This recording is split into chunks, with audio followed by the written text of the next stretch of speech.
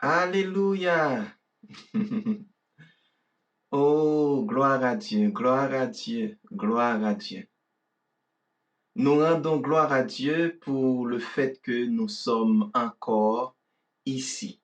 Il nous a donné la grâce, il nous a fait grâce pour que nous puissions être euh, en cette place et pour parler, pour converser avec vous ou pour vous apporter la parole de Dieu. C'est toujours pour nous un grand privilège, c'est pour nous un honneur de représenter notre Seigneur et parler en son nom. Il nous a fait du bien. Si nous pouvons respirer, nous pouvons analyser, vivre, comprendre, écouter, entendre, parler, manger, vivre. C'est grâce à notre Dieu. Grâce à notre Dieu. C'est une bénédiction vraiment énorme. Voilà pourquoi nous voulons utiliser le temps qu'il nous a donné pour partager avec nos frères et sœurs la bonne nouvelle du royaume. Donc, nous remercions le Seigneur pour ça. Nous ne voulons pas continuer sans remercier aussi nos parents spirituels. Donc, notre apôtre Moïse et Jessica Castillo, eux qui nous ont donné cette chance d'utiliser leur plateforme pour pouvoir véhiculer la parole de Dieu, parler à nos autres frères et sœurs et vous communiquer là où vous êtes, peut-être dans votre cuisine, peut-être dans votre bureau, dans votre chambre. Et quelquefois, vous nous écoutez même pendant que vous conduisez ou pendant que vous êtes à l'extérieur pour prendre de l'air. Donc, c'est vraiment une grâce et nous remercions le Seigneur pour eux et nous remercions le Seigneur pour ce temps. Donc, avant d'entrer dans notre série pour aujourd'hui ou notre thème, nous allons prier le Seigneur. Nous allons prier le Seigneur pour que non seulement il nous aide à vous communiquer la parole sans vraiment de problème, mais aussi pour que vous recevez la parole. Des fois, il y a de bonnes paroles, mais nous n'avons pas la capacité de recevoir. Donc, nous allons prier le Seigneur pour que ça soit clair et que le Saint-Esprit participe avec nous fortement dans cette présentation. Seigneur, nous te remercions. Nous te sommes entièrement reconnaissants et nous savons, Seigneur, que tout doit être fait par toi, Seigneur, et pour toi. En ce moment, Seigneur, nous lions au nom de Jésus tout esprit contraire, tout esprit, Seigneur, qui ne travaille pas pour ta volonté.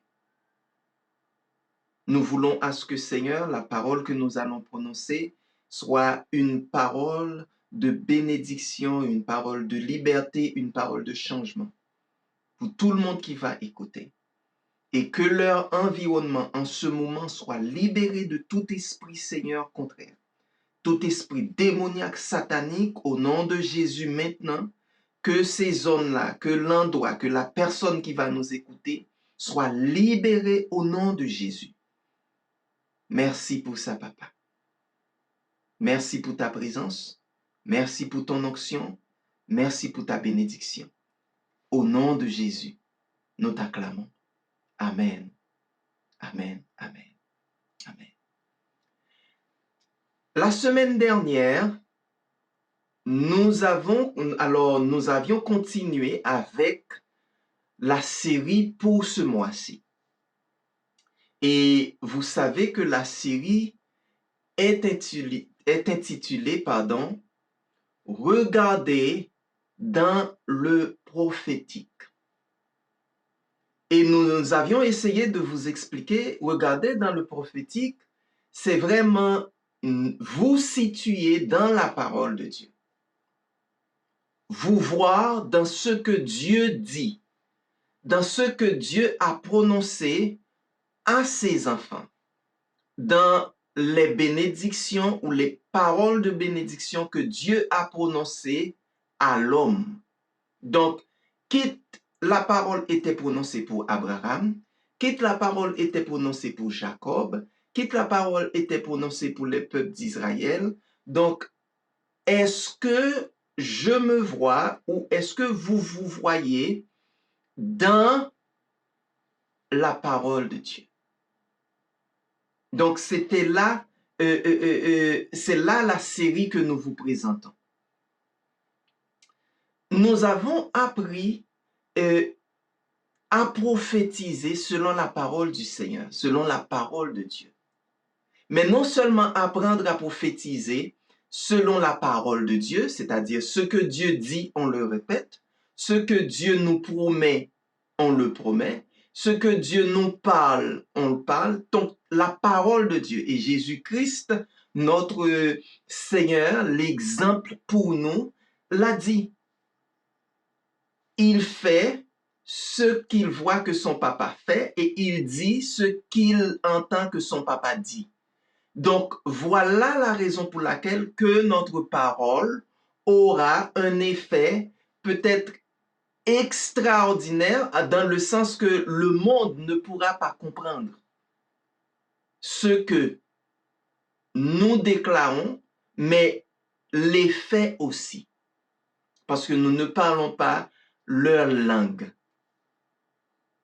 Donc, nous voulons vous faire comprendre aussi, c'est pas seulement parler, c'est pas seulement dire, mais aussi mettre en action, mettre en mouvement la parole de Dieu, les promesses de Dieu. Et lorsque nous agissons, en conséquence, Dieu commence à faire bouger les choses en notre faveur. Dieu commence à agir parce que sa parole ne peut pas retourner vers lui sans que tout ne soit pas accompli. Donc, c'est très important pour nous. C'est très important pour nous que nous comprenions cela. Donc, regardez dans le prophétique, c'est ça. Alors, j'ai une question pour vous. Vous voyez-vous dans le prophétique? Est-ce que dans la parole de Dieu, vous vous situez là-dedans? Est-ce que les promesses de Dieu vous reviennent de droit? Est-ce que vous connaissez que c'est quelque chose que Dieu vous a donné? Ou est-ce que Dieu vous parle personnellement? L'Église ne peut pas simplement rester dans la déclaration. L'Église ne peut pas rester dans le parler. Il ne suffit pas de s'exprimer. Il faut agir. Donc, l'Église ne doit pas être seule dans la prière. Mais l'Église doit se battre. Donc, des fois, on pense qu'on utilise l'outil de la prière seulement et tout va bien. Mais nous sommes appelés aussi à exécuter et à réclamer ce que Dieu nous donne, ce qui nous revient de droit. Donc, affronter ce qui veut nous fait du mal. C'est abattre les barrières, les obstacles, les murs. Après tout, Jésus-Christ nous a donné le pouvoir. Il nous a donné le pouvoir. Tout pouvoir qui lui a été donné, il nous les a transmis.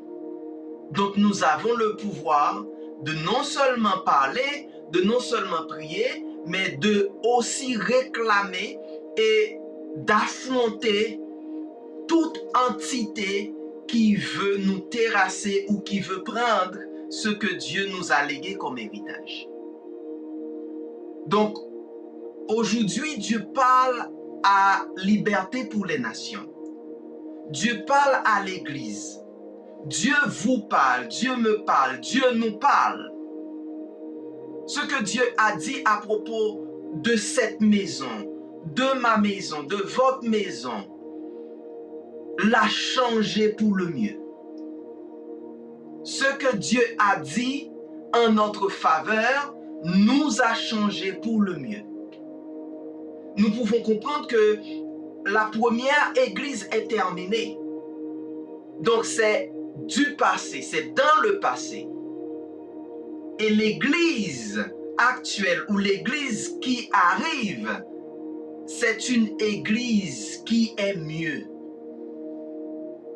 Parce que nous avons une grande opportunité non seulement d'avoir la parole de Dieu, mais il nous a habillés de puissance, d'autorité et de connaissance pour que nous puissions vraiment nous situer.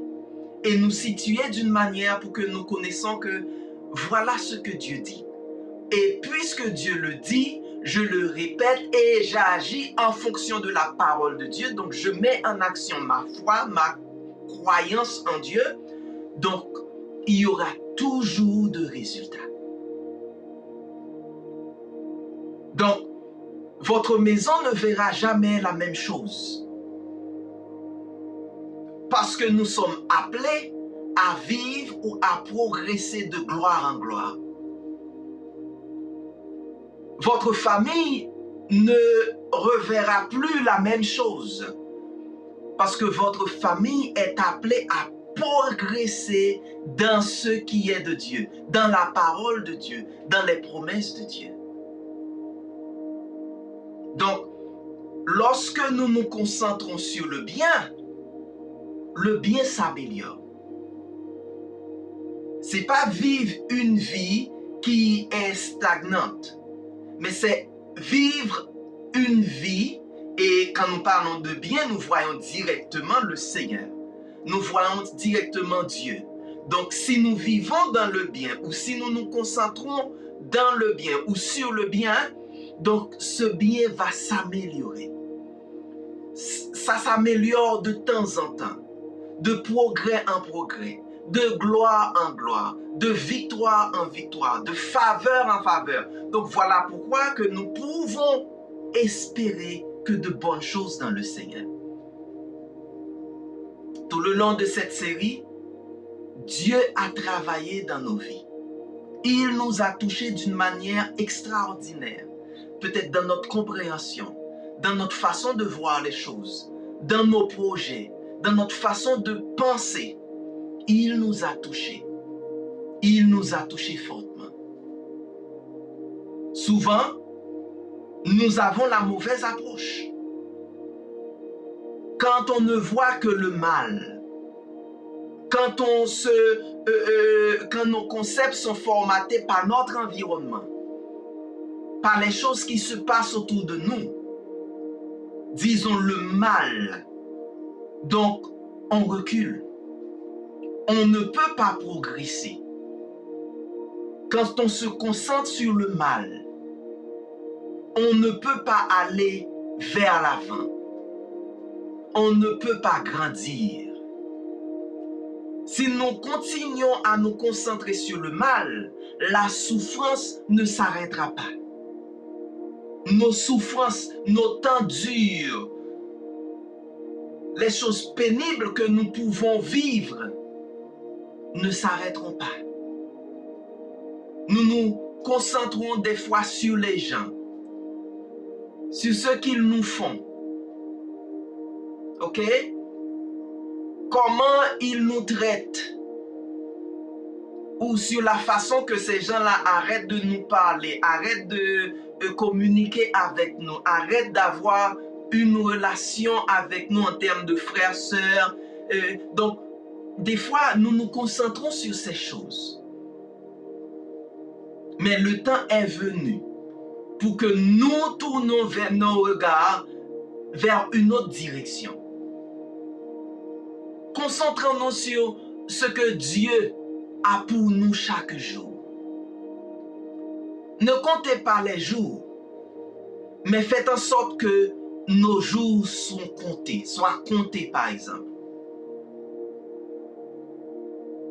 Je vais répéter ça pour vous. Ne comptez pas les jours, mais faites en sorte que chaque jour compte. Donc, ce n'est pas une question de quantité, mais c'est une question de qualité. Comment est-ce que je vois la grandeur de Dieu dans ma vie? Comment est-ce que je vais appliquer la parole de Dieu dans mes jours? Comment est-ce que je vais m'orienter vers la grâce de Dieu? C'est ça qui compte. Donc, faites en sorte que chaque jour compte. Concentrez-vous. Rencontrez des gens de foi, des gens qui peuvent vous encourager dans les choses de Dieu. Lorsque vous avez des relations avec des gens que je dirais toxiques, cela vous rend malade. Cela va vous perturber. Parce qu'ils ont la capacité de vous shifter, de vous rediriger vers l'autre entité, vers le diable. J'ai compris que la même façon qu'il y a des maladies contagieuses, les esprits malins sont aussi contagieux. Donc, si vous êtes un ami d'une personne qui est attaquée ou qui est manipulée ou qui est possédée par un esprit malin, cela peut être transféré à vous. Parce que la personne est sous l'influence, donc la personne va chercher à vous influencer. Donc c'est une sorte de contagion. Et j'ai pu comprendre aussi tout le mal que le diable cherche à faire, c'est pas vraiment pour faire le mal, mais pour nous infecter. Infecté par le mal, infecté par le péché, et dès qu'on est infecté, on lui appartient. C'est ça que nous appelons péché en tant que tel. Parce qu'on ne vit pas dans ce que Dieu veut que nous vivions. On ne vit pas dans la direction de Dieu. On ne vit pas dans la vision de Dieu pour nous. Concentrez vos regards sur ce que Dieu a déjà dit de vous. Concentrez vos regards sur le plan de Dieu pour vous, sur les promesses de Dieu pour vous, sur sa bénédiction pour vous.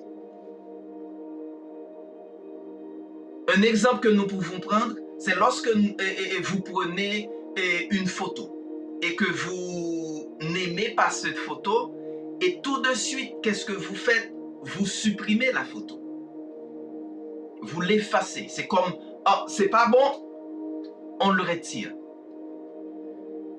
Mais lorsque nous avons un sujet ou un événement qui est extraordinaire, que nous aimons, que nous,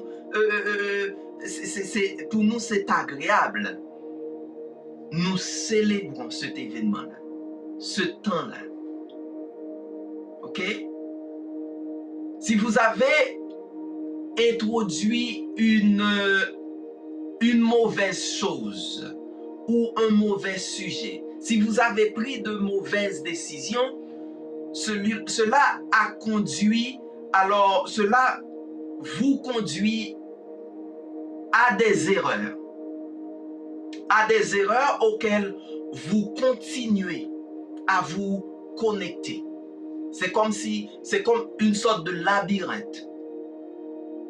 C'est difficile d'en sortir, c'est difficile de vous dégager de ces erreurs-là. Mais aujourd'hui, concentrez votre regard sur Jésus-Christ, sur ce que vous avez prophétisé, sur ce que Dieu a prophétisé sur vous, sur ce que Dieu dit, sur ce que Dieu a dit. Vous devez parler à votre Seigneur. Dites, Seigneur, aujourd'hui, je veux le meilleur. Je veux le meilleur sujet. Je veux votre plan. Et si j'ai fait une erreur, et si vous faites une erreur en prenant cela, si je fais une erreur en prenant cela, pardonne-moi, Seigneur. De par cette déclaration, effacez et prenez une autre photo. Recommencez. Retournez vers la direction que Dieu a pour vous. Ne regardez pas la douleur, la tristesse, ce qui ne fonctionne pas. On ne doit pas vraiment perdre notre temps sur ces choses-là. Nous devons nous concentrer sur le plan de Dieu. Douleur, amertume, blessure, ces choses-là, ce sont des choses que nous devons avoir le courage de laisser en arrière. Je vais lire pour vous dans le livre de Romains, le chapitre 8, le verset 18. Vous allez voir ce que Dieu vous laisse comme parole. Et je sais que ça va vous aider. Lisons ensemble, ok? C'est Romains 8, le verset 18. Qu'est-ce que cela dit? J'estime que les souffrances du temps présent ne sauraient être comparées à la gloire à venir qui sera révélée pour vous. J'estime que les souffrances du temps présent, comme j'ai dit tantôt, douleur, souffrance, tristesse, la médisance qu'on vous projette, le mépris que vous faites face avec, la façon que les persécutions arrivent, j'estime que ces souffrances du temps présent ne sauraient être comparées à la gloire à venir qui sera révélée pour vous. Donc, ne regardez pas les afflictions. Regardons la gloire à venir. Regardons ce que Dieu a pour nous comme provision. Parce que Dieu nous dit dans cette parole que peu importe la difficulté, peu importe la souffrance, quelle que soit la gravité de l'épreuve, elle ne peut pas être comparée au bien qui vient, au bien que Dieu a pour nous. Alléluia. Ça, c'est notre assurance. Et nous connaissons ce que papa dit. C'est la vérité. Parce que papa, notre Dieu, ne peut pas mentir. Donc, la gloire à venir, c'est un réveil des âmes, un réveil des richesses. Dieu nous a ressuscités à travers ces paroles. J'ai été ressuscité parce que j'étais mort dans mes crimes, dans mes péchés. Mais Jésus a payé le prix. Jésus a payé pour nous. Il a payé pour vous. Il a payé pour moi.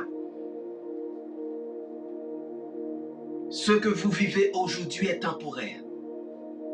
Seul celui de Dieu est éternel. C'est ce que Dieu dit qui est éternel.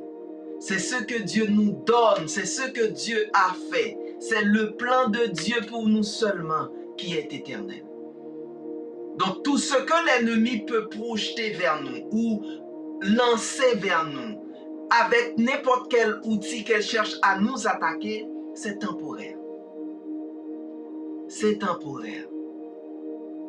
Donc nous devons avoir le courage de nous relever.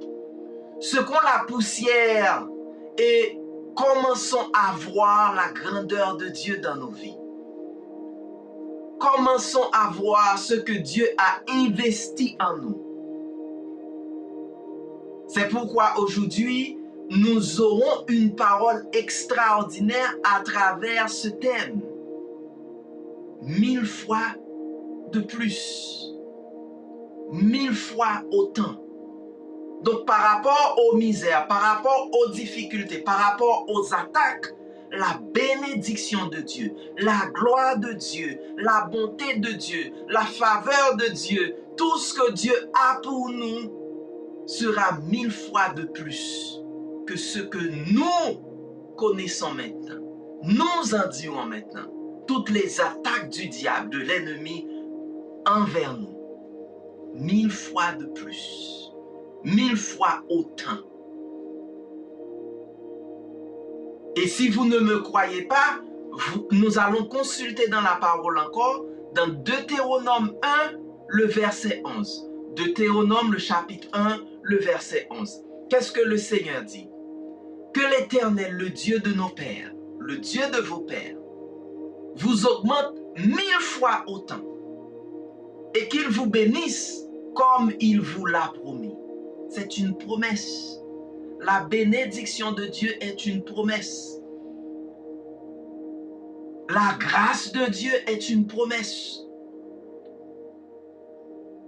Et nous pouvons attendre, nous pouvons espérer cette bénédiction 1000 fois autant. 1000 fois autant que ce que vous endurez maintenant. 1000 fois autant. Alléluia. Alléluia.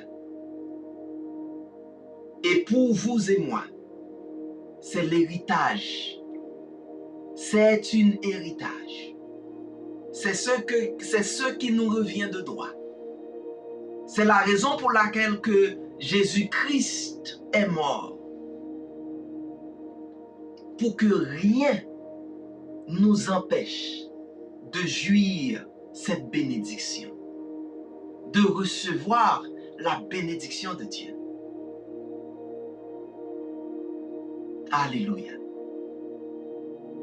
Et si nous regardons dans le livre Nombre 6, nous allons lire le verset 24 jusqu'au verset 26 et nous allons consulter le verset 27 aussi. Et c'est quelque chose que tout le monde maintenant dit, tout le monde écoute et ça nous bénit tout le temps.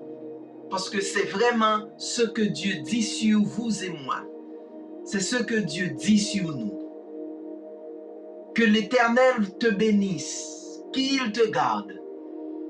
Que l'Éternel fasse luire sa face sur toi et qu'il t'accorde sa grâce. Que l'Éternel tourne sa face vers toi et qu'il t'accorde la paix. Voilà notre héritage. Voilà ce que Dieu a pour nous. Voilà ce que Dieu nous a légué.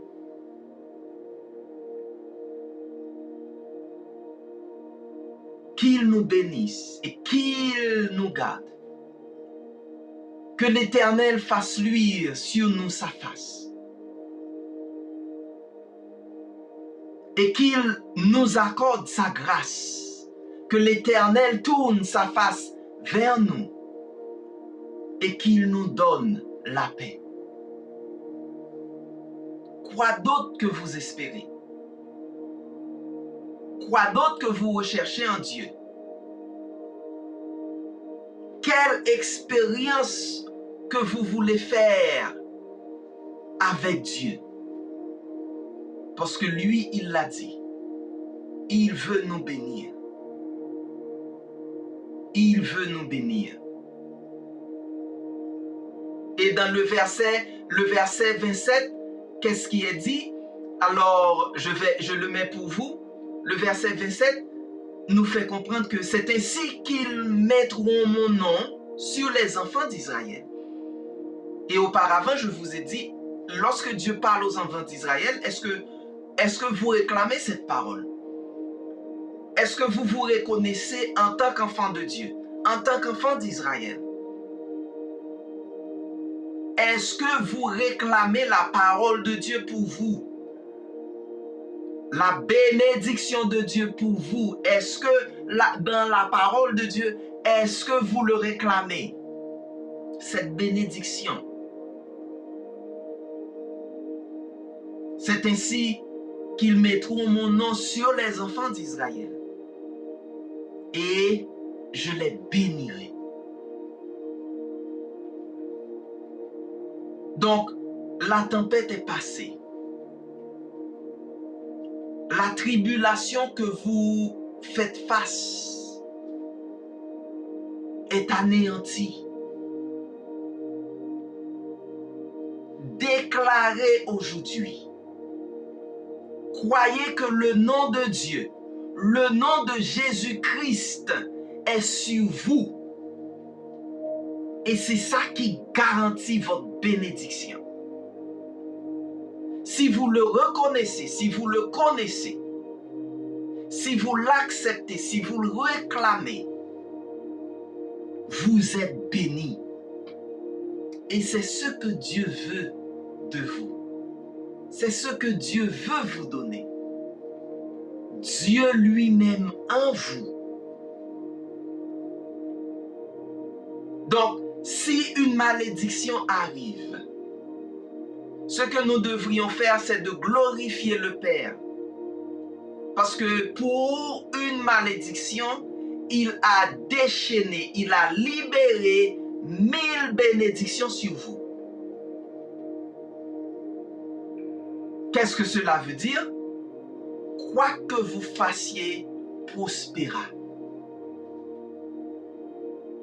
Toute chose que vous touchez apporte du fruit. Donc, vous êtes une personne bénie. Parce que cette bénédiction ne vient pas d'un homme ou d'une famille ou d'une réputation, d'un travail, d'une responsabilité ou d'une connaissance, mais ça vient directement de Dieu. En tant qu'enfant de Dieu, c'est ce que nous pouvons espérer, c'est ce que nous pouvons voir.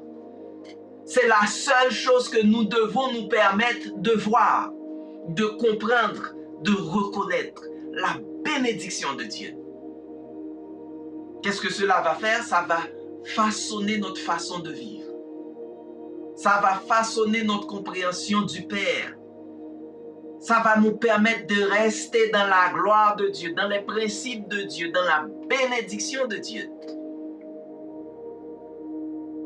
Donc, c'est le temps pour nous de lever nos mains, de commencer à libérer les choses du ciel, les choses que Dieu nous donne sur terre.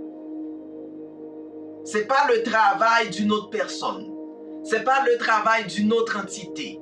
Ce n'est pas la responsabilité d'une autre personne pour notre vie. C'est notre responsabilité. Parce que Dieu est notre Père aussi. Il nous donne cette capacité. Parce que quand il parle, il ne parle pas pour une catégorie de personnes. À tous ceux qui croient en son nom. À tous ceux qui professent le nom de Jésus-Christ, qui acceptent Jésus comme sauveur, comme berger, comme maître et comme seigneur, cette personne, vous et moi, quiconque, il nous a donné le pouvoir de devenir enfants de Dieu. Donc toute parole de bénédiction que Dieu a prononcée sur nous, toute parole de bénédiction que Dieu a prononcée, c'est notre héritage. C'est pour nous. Il faut simplement mettre en exercice ces paroles. Mettre ces paroles en pratique. Faire en sorte que ces paroles fassent partie de notre vie. Fassent partie de nous-mêmes. Fassent partie de notre être. Et n'oubliez pas, au commencement, je vous ai dit que il ne faut pas seulement répéter, mais vivre, mettre en pratique, mettre en mouvement, mettre en action la parole que Papa a prononcée en notre faveur. C'est le message que j'ai pour vous aujourd'hui. Je sais que ça va révolutionner votre vie. Ça va vous aider à vivre la gloire de Dieu, à vivre la parole de Dieu, à vivre Dieu lui-même. Parce que nous ne pouvons pas séparer la parole de Dieu de lui-même. Comme je ne peux pas séparer ma parole de moi-même. Parce que la parole de Dieu, qui est Jésus-Christ, ils font un. Donc répétez, vivre, faire agir la parole de Dieu en vous. Parce que c'est ça qui va apporter les résultats. C'était un plaisir d'être avec vous.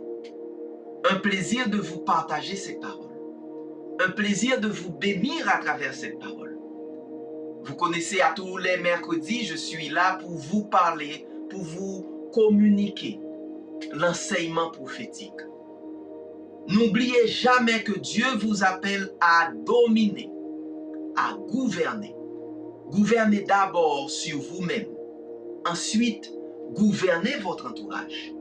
Gouvernez votre entourage avec la parole de Dieu.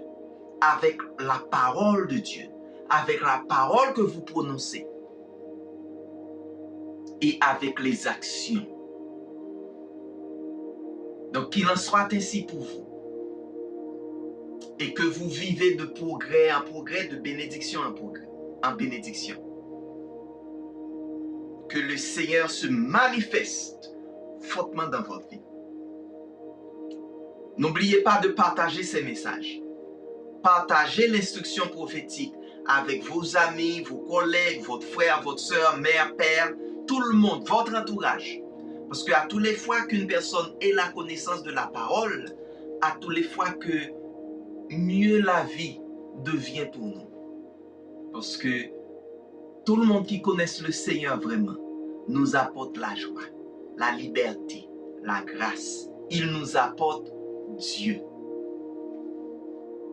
Donc que ces paroles vous aident à grandir dans le Seigneur. Encore une fois, c'était un plaisir. Donc je vous donne rendez-vous mercredi prochain, même endroit, avec une parole qui va vous aider à grandir dans le Seigneur. Bonne fin de soirée. À mercredi.